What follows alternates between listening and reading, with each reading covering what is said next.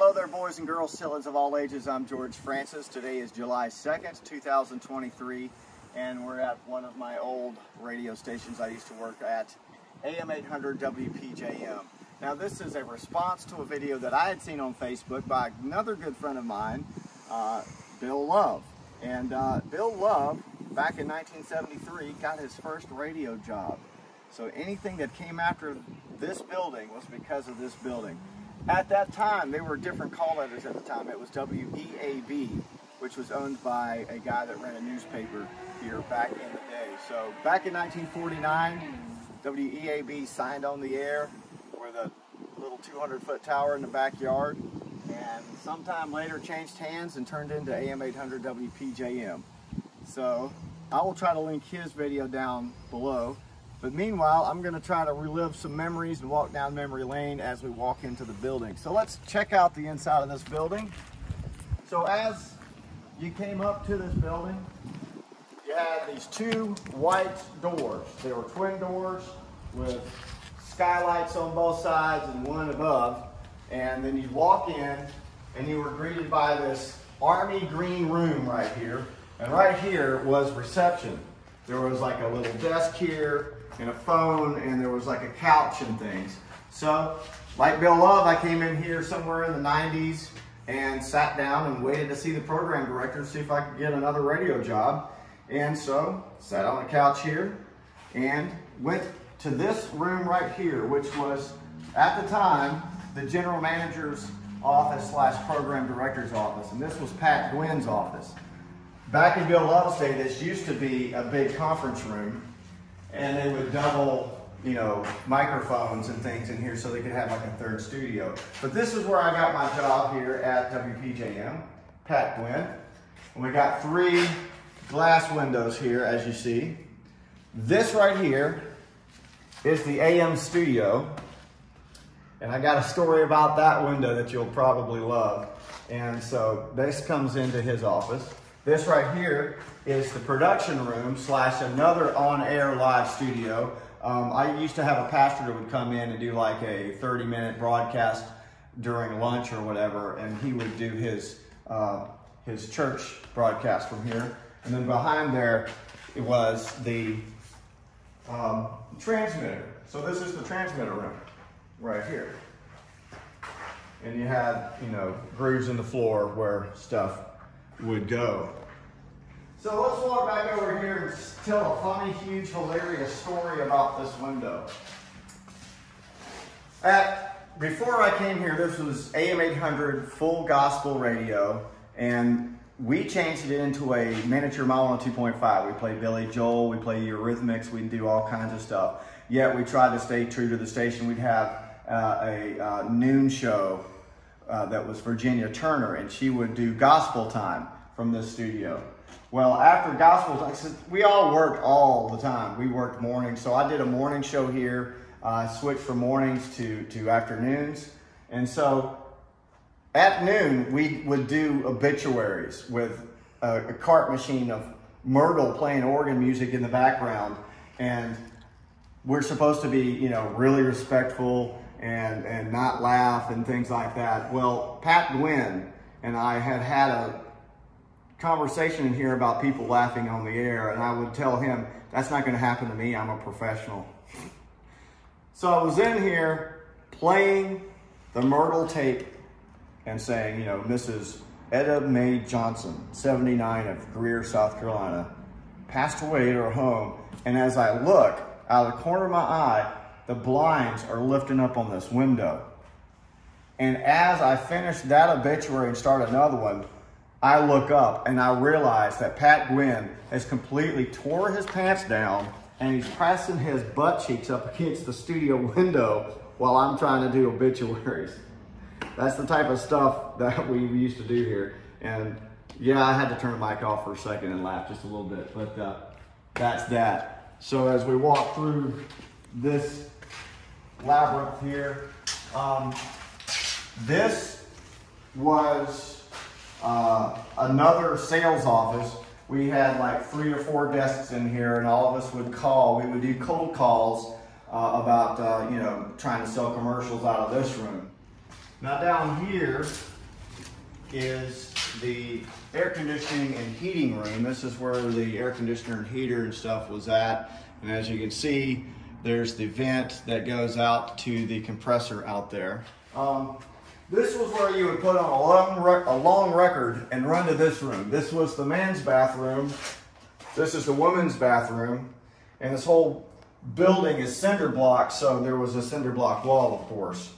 But needless to say, only one toilet per sex, and you were hoping that either one of the bathrooms would be open. So we had a general sales manager. This was his office. And he had a desk right here, and he'd sit right there, and we'd talk about, let's call Kevin Whitaker Chevrolet, let's call so-and-so, let's call whoever, and try to sell some ads. So this is where all the magic happened. In Bill Love's day, this was the production room. Sometime, somewhere, that switched and changed. So this was the on-air AM studio. And this is where I did my broadcast. We had another studio right here that was a production room slash a second live studio. I could bring up this studio, you know, on the pastor or whatever while he was doing his live broadcast on this board. So the layout of this room was, I had a Gates Stereo 80 dial board right here, and we were sitting down. The board was right here, windows right there. We had an Autocord triple stack cart machine, and it only had one motor that was responsible for all three. So when you put all three carts in, you had to wait for it to spin up to speed before you could press play. So, and then on this side, we had two World War II turntables, this huge platters on both sides with little gear shifts to change the speeds and stuff. So we were playing 45s over here. And the funny thing about this was they were chain-driven turntables. There was a motor here and like a chain, like on your bicycle. Back in the day, we would put pennies on top of the needles to keep them in the groove. You know, it would cause cue burns, so you'd have to, you know, spin past them. And since these turntables were so old, simply by pressing start wouldn't start them. You had to press start, hold them, and then spin. And then it would, you know, start at the speed. So one day I was in here, I did a perfect weather forecast, and I was coming out of it saying, and that's your AM 800 WPJM weather. It's 73 degrees, and Billy Joel, I spun the record, and it went, wow, wow, wow, wow. And here's Billy Joel, wow, wow, wow, wow. I was like, what's going on? I looked underneath there, and there's the chain. I spun the chain off the sprocket, and it's hanging down. So I'm frantically, you know, taking off the 45 and putting it on here while trying to talk and set up another, you know, Billy Joel song and start it off there. But this was the AM studio, and it's kind of sad to see it like this. This is the other studio, so we'll walk in this room here. In here, much like Bill Love, was the archives and library for 45s and records and things like that. This is the production room. This is where Bill Love started his career. This was the AM on-air studio at that time. This was our production room when I was here. So you had another Stereo 80 mixer, dials and all that. It had like 8 to 12 dials on it and a microphone. And then you had the transmitter behind you. So I would come in, like for the morning show, and I'd come in here, and I'd turn on the transmitter, turn on the plate voltage, do all my readings and all that stuff.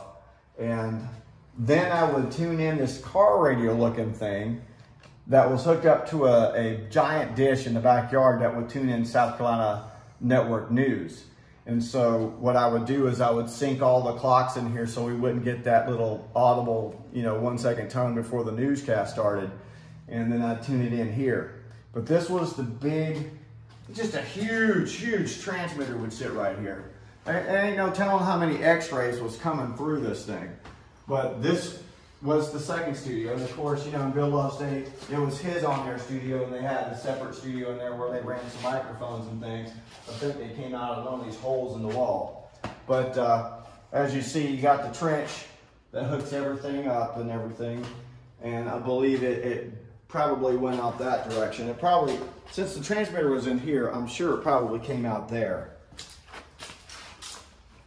I don't recall what was in this room. Obviously it was an office, but I don't think we used it. Here's the backyard here, and the coax came out right there and went all the way to the tower that was over there. It's a 200-foot tower. Speaking of South Carolina Network News, that came in on a giant dish right there that I would come and move to, you know, it was faced up towards a satellite, and actually that's the satellite dish right there. It's pretty huge. So I would go right there and turn the dish and listen to see if I could get that more clear, because it was like a staticky thing. This place is surrounded by trees. And over here was the transmitter tower, and it stood 200 feet in the air. I used to climb it every once in a while and replace light bulbs and stuff. And I remember one time we had this, you know, the top beacon is this tall from here to the ground to me. And it opened up like this, and it had two gigantic light bulbs. And I would have me a backpack and climb the tower all the way to the top and open that clamp and replace those bulbs and stuff.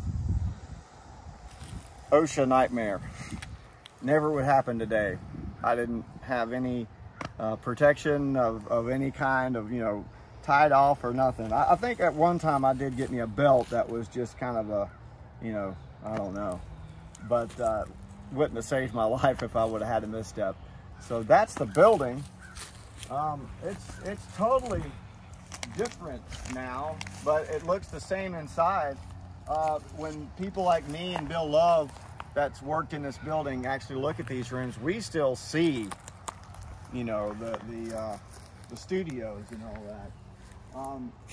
When we found out that the station had been leased back to the Black Fool Gospel, we came out one day and were saying, and here's a smash hit by Billy Joel. And we'd hold the microphone at the thing and we'd throw the record up against the wall and smash it. And that was just our jokes and our disappointment, because we had a lot of fun here. That AM is unlike any other thing. You could have got away with a lot more on AM than you could ever on FM. But this is the end of the era here. It's a sad thing to see, progress and all that, but yeah, it's a really cool building. I'm going to miss this building. I'm sad to see it go. I had some great times in here. I hope you enjoyed my stories and everything. We actually had a drinking fountain right there. There's the drain and the water supply there. And yeah, so that is it, and that's all. We spent a lot of time, all of it.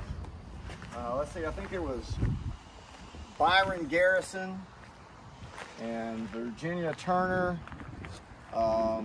me, Brian Blackston, and another black person that was also on the air who was the chief sales manager, and we kept it going. So yeah, that's AM 800 WPJM in Greer, and it's on Tryon Street for right now, but who knows how long. I'm George Francis. Thanks for watching. We'll see you again next time.